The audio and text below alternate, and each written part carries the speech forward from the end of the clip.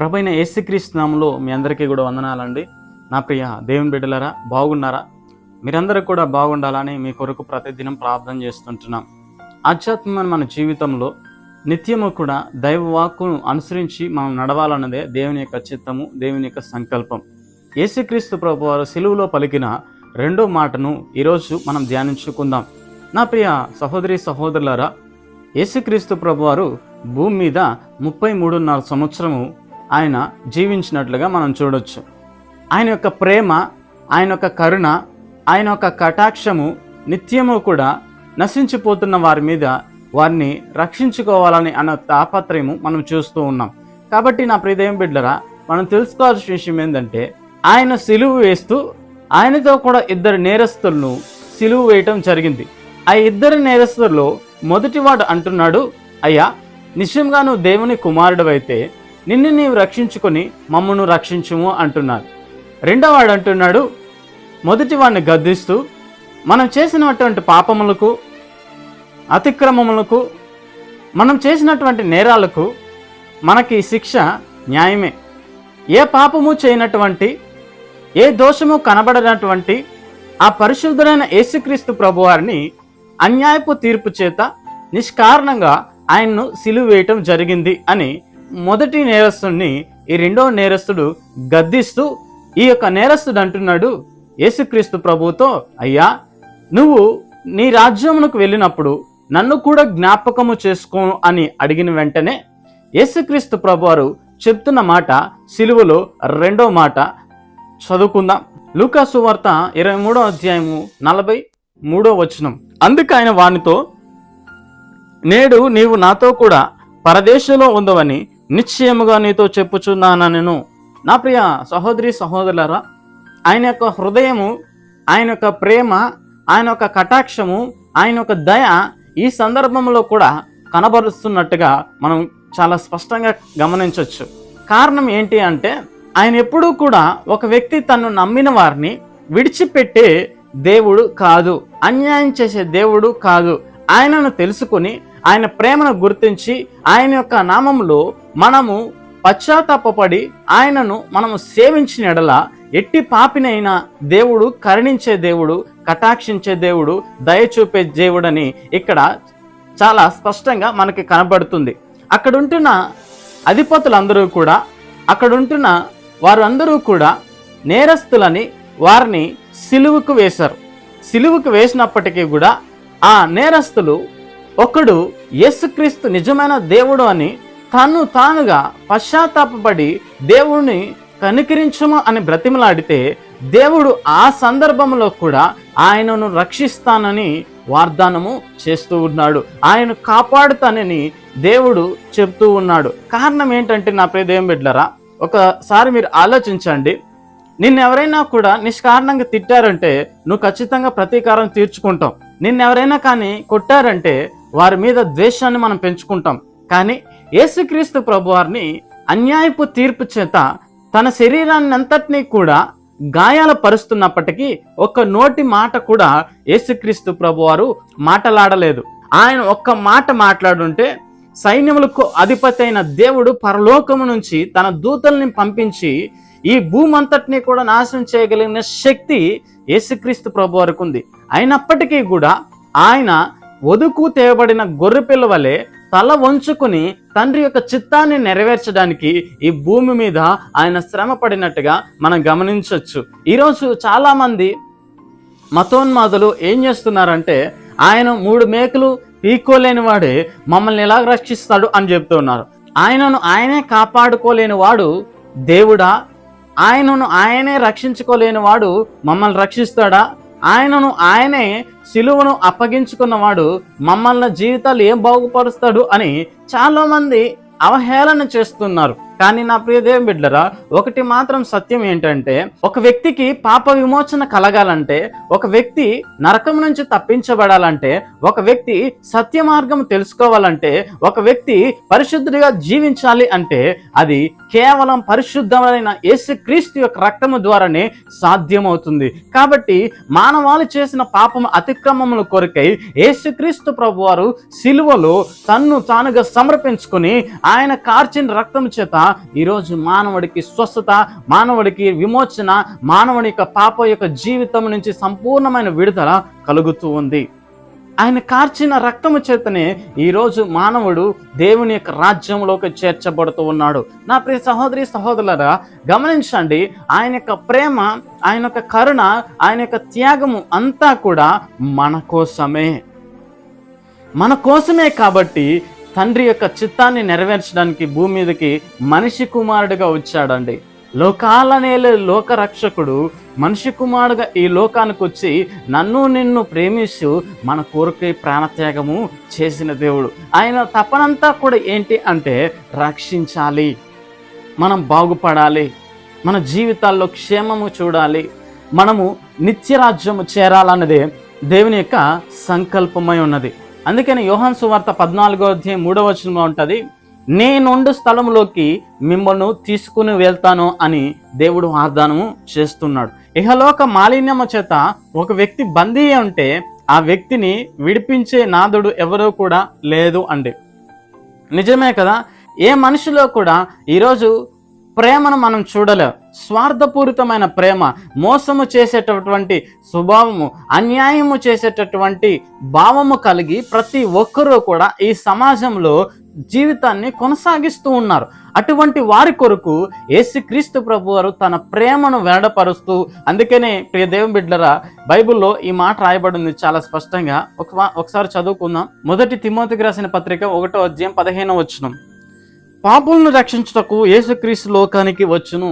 రక్షించడానికే వచ్చాడు ఆయన, మనల్ని బాగు కోరటానికి వచ్చాడు ఆయన, మనకు క్షేమస్థితి కలగ చేయటానికి వచ్చాడు ఆయన, మన జీవితాల్ని తన చెంతకు చేర్చుకోవటానికి వచ్చాడు ఆయన, మన జీవితాలు బాగుపడాలని ఆశపడుతూ ఉన్నాడు.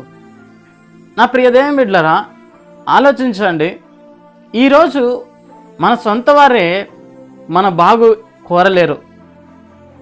మన తోడబుట్టిన వారే మనం సంతోషంగా ఉంటే చూసి ఓర్వలేరు. మన వారే మనం కన్నీరు కార్చాలని కోరుకునే వ్యక్తులు ఈరోజు చాలామంది ఉన్నారు. అయితే యేసుక్రీస్తు ప్రభువారు అంటున్నారు, నువ్వంటే ఆయనకు చాలా ఇష్టం. ఎందుకు అంటే ఆలోచించండి, ఈరోజు చాలామంది ప్రేమిస్తున్నాం అని చెప్తారు, కానీ ఏ వ్యక్తిలో కూడా ప్రేమను మనం చూడలేం. సమాజంలో చూసినట్లయితే భార్యను చంపే భర్తలు ఉన్నారు, భర్తలను చంపే భార్యలు ఉన్నారు, కన్న బిడ్డలను చంపే తల్లులు ఉన్నారు, కన్న తల్లిదండ్రులను చంపే కుమారులు ఉన్నారు. ప్రేమ లేదు. ఈ ప్రేమను పొందుకోలేక సమాజము, సత్యమైన ప్రేమను తెలుసుకోలేక సమాజము ప్రేమ కోసం, లోకాశలకరమైన ప్రేమల కోసం శరీరాశ, నేత్రాశ, జీవపు డమ్మము కలిగి పాపములో కొట్టిమిట్టలాడుతూ ఉన్నాడు.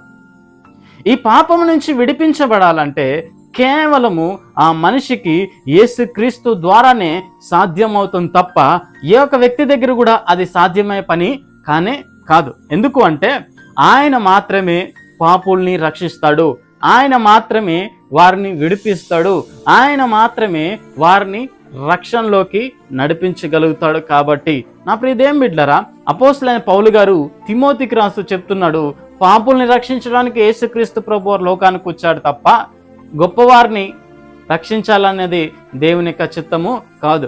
అనారోగ్యం కలిగిన వారికే వైద్యుడు కావాలి, కానీ ఆరోగ్యం కలిగిన వారికి వైద్యుడు అక్కర్లేదు అని దేవుడే చెప్పడం జరిగింది. ఆలోచించండి, ఈరోజు పాపుల్ని రక్షించడానికి లోకానికి యేసుక్రీస్తు ప్రభువు గారు వచ్చుంటే ఈరోజు నిన్ను కూడా దేవుడు అంటున్నాడు, నీ స్థితి ఏదైనా, నీ పరిస్థితి ఏదైనా, నీ ఉద్దేశం ఏదైనా, నీ జీవితంలో అతులాకుతులము కలిగి నువ్వు నలిగిపోతున్నటువంటి పరిస్థితుల్లో ఈరోజు నీతో దేవుడు మాట్లాడుతున్నాడు. నిన్ను దేవుడు ప్రేమిస్తున్నాడు, నిన్ను దేవుడు తన చెంతకు రమ్మని ఆహ్వానిస్తున్నాడు. నిన్ను దేవుడు నీ జీవితంలో నువ్వు నలిగిపోతున్న స్థితిని బట్టి, నువ్వు కృంగిపోతున్న పరిస్థితిని బట్టి, నీ జీవితం పాడైపోయింది, పతనం అయిపోయిందని చింత చేత, బాధ చేత నువ్వు కన్నీరు కారుస్తున్న విధానాన్ని చూసి ఈరోజు దేవుడు నీతో చెప్తున్న మాట ఏంటంటే, నిన్ను నేను ప్రేమిస్తున్నాను, నువ్వు నా చెంతకు వస్తే నీకు నూతన జీవితాన్ని ఇస్తాను, నీ జీవితంలో పాప భారం నుంచి విడిపించి నీకు క్షేమస్థితిని కలగజేస్తాను అంటున్నాడు దేవుడు. బైబిల్ గ్రంథంలో జక్కయ్య అని ఒక వ్యక్తి ఉన్నాడు. ఈయన పొట్టివాడు, ఈయన దగ్గర డబ్బు చాలా ఉంది. అనేకులకి కూడా వడ్డీలకి ఇస్తూ తన జీవితాన్ని కొనసాగిస్తూ ఉండేవాడు. అటువంటి జక్కయ్య ఒకానొక సందర్భంలో యేసుక్రీస్తు ఆ మార్గమున రానై ఉన్నాడని ఎరిగి ఆయనను చూచుటకు ఒక మేడి చెట్టు ఎక్కాడు. మేడి చెట్టు ఎక్కినటువంటి జక్కయ్యను కనులెత్తి చూసిన యేసుక్రీస్తు ప్రభువారు, జక్కయ్య త్వరగా దిగుము, నేడు నేను నీ ఇంట్లో ఉండవలసిందని చెప్పాను. ఆలోచించండి, జక్కయ్యకు యేసు ప్రభు తెలుసు, యేసు ప్రభుకి జక్కయ్య తెలీదు. కానీ మేడి చెట్టు ఎక్కినటువంటి ఆసక్తి కలిగినటువంటి దేవుణ్ణి చూడాలనక హృదయంలో నిశ్చయం కలిగిన వ్యక్తి జక్కయ్య. ఆ నిశ్చయిత గమనించిన యేసుక్రీస్తు ప్రభువారు తన చుట్టూ అనేక మంది జనాంగం ఉన్నప్పటికీ కూడా యేసుక్రీస్తు ప్రభువారు పేరు పెట్టి పిలిచి, నేడు నేను నీ ఇంట ఉండదని చెప్పిన వెంటనే జక్కయ్య మేడి చెట్టు త్వరగా దిగి యేసు ప్రభువును తన ఇంటికి చేర్చుకుంటాడు. ఎప్పుడైతే యేసుక్రీస్తు ప్రభు తన ఇంటిలో అడుగు పెడతాడో జక్కయ్య హృదయం మార్చబడింది, జక్కయ్య ఉద్దేశం మార్చబడింది. జక్కయ్య యొక్క పాప జీవితం అంతా కూడా పశ్చాత్తాపడి యేసుక్రీస్తు ప్రభుతో అంటున్నాడు, అయ్యా, నేను ఎవరి దగ్గరైనాను ఆడ అన్యాయంగా తీసుకుని ఎడల వాళ్ళకి మరలా 4 చెల్లిస్తాను అని యేసుక్రీస్తు ప్రభు వారితో వాగ్దానం చేస్తాడు. ఎప్పుడైతే ఈ మాట యేసుక్రీస్తు ప్రభు వారు వింటారో వెంటనే యేసు ప్రభు అంటాడు, నశించిన దాన్ని వెతికి రక్షించడానికే మనిషి కుమారుడు ఈ లోకానికి వచ్చను. నిజమే కదా? ఒక వ్యక్తిని రక్షించాలని దేవుని యొక్క తపన అండి, ఒక వ్యక్తి బాగుపడాలని దేవుని యొక్క తపన అండి. ఈరోజు నీ జీవితం ఎండిని ఎడారలాగుంటే నెమ్మది లేక బలహీనతల చేత తాగుడుతనము కలిగి వ్యభిచారతనము కలిగి దేంట్లో అయితే నువ్వు బలహీనురాలైపోయి నా జీవితం ఇంతే అని ఆత్మహత్య చేసుకోవాలనే ఆలోచనలు కూడా నీకు వస్తూ ఉంటే దయచేసి వినండి, యేసుక్రీస్తు ప్రభువారు నిన్ను రక్షించాలని ఆశపడుతున్నాడు.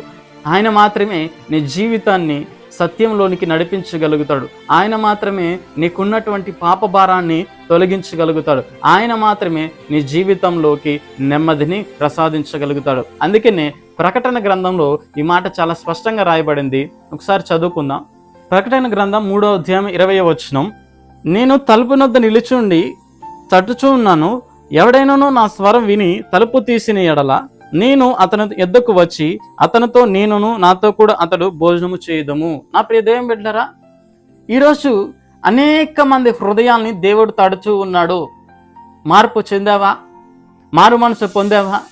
నీ జీవితంలో దేవుడు నెమ్మది కలగ చేయాలని, నీ జీవితంలో దేవుడు క్షేమాస్థితిని చూపించాలని, నీ జీవితంలో దేవుడు నీకున్న స్థితి కంటే గొప్ప స్థితికి తేవాలని, నీ జీవితంలో దేవుడు పాప భారం నుంచి విడిపించి నిన్ను దేవుడు రక్షించాలని తపన పడుతున్నాడు, ప్రాధేయపడుతున్నాడు, బ్రతిమలాడుతున్నాడు.